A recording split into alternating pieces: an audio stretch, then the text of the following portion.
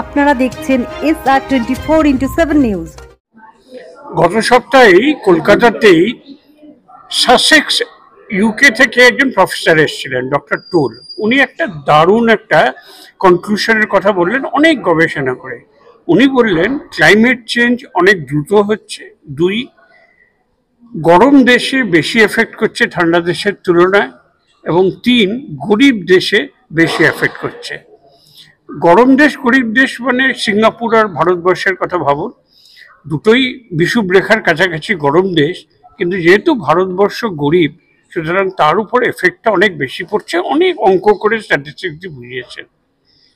আমরা বলতে চাইছি এই গরিব দেশ, গরম দেশ, আমাদের আরও তৎপর হওয়া উচিত পরিবেশের জন্য। ইতিমধ্যে কিন্তু ঘরের কাছে চলে এসছে। আইলা বলুন, আমফান বলুন, ফনা বলুন, কতকে আজকাল সাইক্লোন হচ্ছে। আমাদেরই উত্তরের সিকিমে গ্লেশিয়ার গলে গেল, আর্কটিকে না, সিকিমের কাছে হিমবাহ গলে গেল, এবং তাতে তিস্তায় এমন বন্যা হলো 200 জন প্রাণ হারালেন। আমাদেরই সুন্দরবনে ঘোড়ামারা দ্বীপে মাত্র 10 বছরে 1/3 সমুদ্রের গর্ভে চলে গেল। সমুদ্রের লেভেল বেড়ে যাচ্ছে। আর কেরালা খুব দূরে নয়, এই উষ্ণায়নের জন্য আরব সাগর থেকে এত বাষ্প হচ্ছে, এমন বৃষ্টি হলো যে সেখানে কাদাতে ডুবে 200 জন মারা গেল। এগুলো কিন্তু ঘরের কাছে চলে আসছে। সুতরাং আমাদের তৎপর হতে হবে, অ্যাওয়্যার হতে হবে। তার জন্যই আমরা সেমিনারগুলো করছি। আর এদিকে ইউএস, এটা সবচেয়ে বড় কান্ট্রি, তার যে নতুন প্রেসিডেন্ট হয়েছেন, উনি তো প্যারিস এগ্রিমেন্ট থেকে বেরিয়ে এসেছিলেন। উনি তো বলেছেন আমি ক্লাইমেট মানি না।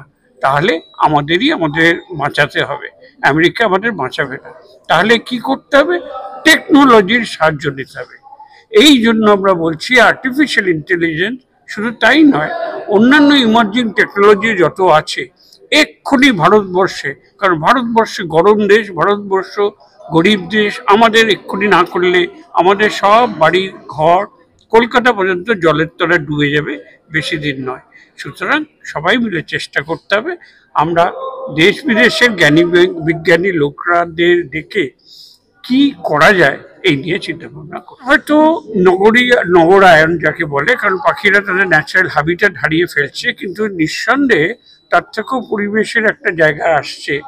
এবং আমরা যেটা বলছি যে এইগুলো প্যাটার্নগুলো দেখে আমরা কৃত্রিম মেধার সম্বলিত সলিউশনসগুলো দেখে আমরা কিন্তু কোন পাখি কোথায় যাচ্ছে, কোথায় তারা ঘাঁটি বাঁধছে। পাখির সংখ্যা কিন্তু কমেনি। একজন পক্ষী বিশারদ বলেছেন যে চড়ুই পাখি আমরা কলকাতায় কম দেখি, কিন্তু গোটা চড়ুই পাখির সংখ্যা কিন্তু কমেনি। তারা অন্য জায়গায় যাচ্ছে। তাহলে কোথায় যাচ্ছে, কেন কলকাতায় আসছে না? বায়ু দূষণ না অন্য কোনো কারণ? এগুলো বোঝার জন্য আমাদের কিন্তু টেকনোলজির সাহায্য নেওয়াটা দরকার। আমরা এটাই বলতে চাইছি। বেসিক্যালি আমরা যেটা দেখছি যে মানে এখানকার যে সেমিনারটা, সেটা নিউ বেঙ্গল কনসাল্টিং আর ফিউচার ফর নেচার ফাউন্ডেশনস এর উদ্যোগে এখানে সেমিনারেতে আমরা রিসাইক্লিং অ্যান্ড আর্টিফিশিয়াল ইন্টেলিজেন্সির সাথে কিভাবে আমাদের গ্রিন এনার্জি, এটাকে নিয়ে ডিসকাশনস। কারণ আমরা দেখতে পাচ্ছি যে যেভাবে আমাদের গ্লোবাল ওয়ার্মিং, মানে বিভিন্নভাবে কিন্তু তার প্রভাব আমাদের বিভিন্ন সময় আমাদের প্রত্যেকে আমরা সেটা অনুভূত হয়েছি। কখনো দেখেছি অতিবৃষ্টি, কখনো দেখছি কোথাও সাংঘাতিকভাবে খরা হয়েছে, এবং সেটা আমাদের ফুড সিকিউরিটির ওপরও ভীষণভাবে প্রভাব ফেলছে। সুতরাং এই কাটিং এজ টেকনোলজি, যেটা আমরা সকলেই কিন্তু এখন জানি যে আর্টিফিশিয়াল ইন্টেলিজেন্সিকে কিভাবে আমাদের এনভায়রনমেন্টের কাজেতে লাগানো যায়, সেখানে আমরা ডিসকাশনস করছি ওয়েস্ট রিসাইক্লিং নিয়ে। অ্যাট ইভেন আমরা জানি যে ফুড সিকিউরিটির যে ব্যাপারটা বললাম, সেটা কিন্তু অনেকটা ডিপেন্ড করে আমাদের কিভাবে ইনসেক্টগুলো বিভিন্ন সময় আমাদের যে ফিল্ডগুলো আছে, আমাদের চাষবাস হয় যেখানে, কারণ ভারত হচ্ছে, পশ্চিমবঙ্গ সাধারণত হচ্ছে চাষ প্রধান, কৃষি প্রধান। এখানে কিন্তু আমরা জানি যে ইনসেক্ট একটা বিশাল বড় একটা সেক্টর। এবার এই ইনসেক্টগুলো যদি আমাদের প্যাটার্নগুলো আমরা এআই দিয়ে যদি জানতে পারি, সেটা বুঝতে পারি, সেটা কিন্তু আমাদের একটা গবেষণার একটা বিশাল ক্ষেত্র খুলে দেবে এবং আমাদের যে কত ফসল নষ্ট হয় সেখানেও কিন্তু আর্টিফিশিয়াল ইন্টেলিজেন্সের একটা বিশাল কাজ বা গবেষণা করা সম্ভব। কিন্তু এছাড়াও আমরা গ্রিন এনার্জি, যেটা আরো আমাদের একটা মানে গবেষণার এবং বিভিন্ন জায়গায় কাজের একটা ক্ষেত্র।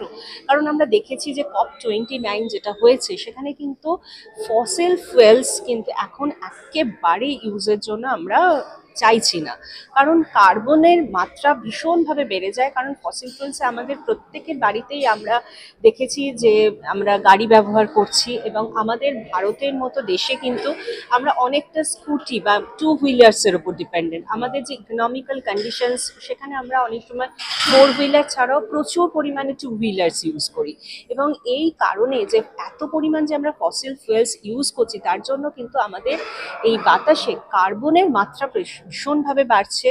যে গ্লোবাল ওয়ার্মিং হচ্ছে তার জন্য কিন্তু মেইন দায়ী আমাদের গ্রিন হাউস গ্যাসগুলো। এবং ওই গ্রিন হাউস গ্যাসগুলো যখন একসাথে এসে এই সমস্ত অটোমোবাইল ইন্ডাস্ট্রিগুলো থেকে এসে মেশে সেটা কিন্তু আমাদের সাংঘাতিকভাবে কার্বন ফুটপ্রিন্ট বাড়াচ্ছে। এবং আমরা জানি যে পপুলেশনস তো বাড়ছে, মানে যত দিন যাচ্ছে পপুলেশনস বাড়ছে, তাহলে এই কাটিং এজ টেকনোলজি এআইগুলোকে আমরা কিভাবে এআই টেকনোলজিগুলোকে কিভাবে এনভায়রনমেন্টের কাজে লাগাতে পারি। সুতরাং আজকে আমরা সোলার প্যানেলের কথা শুনি, এই সোলার প্যানেলগুলো কিভাবে গ্রিডেতে আমাদের এনার্জিগুলোকে স্টোর করা যায়, যাতে বহু জায়গা আছে এখনো ইলেকট্রিসিটি পৌঁছয়নি, সেখানে কিন্তু এই এআই এর মাধ্যমে আমরা সেগুলোকে ট্রেস করা এবং সেই গ্রিডের মাধ্যমে সেই জায়গাগুলোকে ইলেকট্রিসিটি পৌঁছে দেওয়া, এটাই কিন্তু লক্ষ্য। আর গ্রিন এনার্জি কিন্তু কোনো একটা পার্টিকুলার এনার্জি না, এটা হচ্ছে ফসিল ফুয়েল এনার্জিটাকে রিপ্লেস করা। সেটা কি দিয়ে? উইন্ড এনার্জি দিয়ে, অ্যাট ইভেন আমরা হাইড্রোথার্মাল এনার্জি নিয়ে আমরা কথা বলি, হাইড্রোথার্মাল এনার্জিকেও আমাদের ইউজ করা যেতে পারে, আমরা উইন্ড এনার্জিকে ইউজ করতে পারি। কারণ আমরা দেখি যে আমাদের মানে যখন বাতাসের স্পিডগুলো যেগুলো থাকে এগুলো আরও গবেষণার বিষয় এবং সেখানটা মানে আমাদের ইয়াং জেনারেশনসকে এগিয়ে আসতে হবে এবং তাদেরকে আরও রিসার্চ করতে হবে যে এই এআই টেকনোলজি ইউজ করে আমরা কিভাবে এই উইন্ড এনার্জির যে এনার্জি প্রডিউস করার যে ক্ষমতা সেগুলোকে কিভাবে স্টোর করে রাখতে পারি ফর আওয়ার ফিউচার পারপাস। কারণ এটা আমাদের বুঝতে হবে যে পৃথিবীর মাদার নেচারের যে সমস্ত ন্যাচারাল যে এটা আছে সেটা কিন্তু কোনো না কোনো একদিন কিন্তু শেষ হয়ে যাবে। সুতরাং সেটাকে রিফিল করা দরকার এবং সেটা কিন্তু ফসিল ফুয়েলস দিয়ে রিফিল নয়, এটাকে আমাদের সবসময় আমাদের রিপ্লেসেবল যে এনার্জি গ্রিন এনার্জি দিয়েই কিন্তু আমাদের রিপ্লেস করতে হবে। এবং যারা গবেষণা করছে তাদেরকে চিন্তা করতে হবে এবং এই সেমিনারটার মাধ্যমে আমরা প্রত্যেককে কানেক্ট করার চেষ্টা করেছি। কারণ এখানে ইন্ডাস্ট্রি পার্সোনালরা আছে, এখানে রিসার্চার্সরা আছে, এখানে যে কোনো পলিসি মেকার্সরা কিন্তু সেইখান থেকে আমরা এখানে একটা বই বার করেছি, যেটা বইটা বেরিয়েছে সেখানে কিন্তু টোটালটাই green energy how it can be helpful by the AI, মানে আর্টিফিশিয়াল আর্টিফিশিয়াল ইন্টেলিজেন্স দিয়ে আমরা কিভাবে গ্রিন এনার্জি সলিউশনসগুলোকে বার করতে পারি।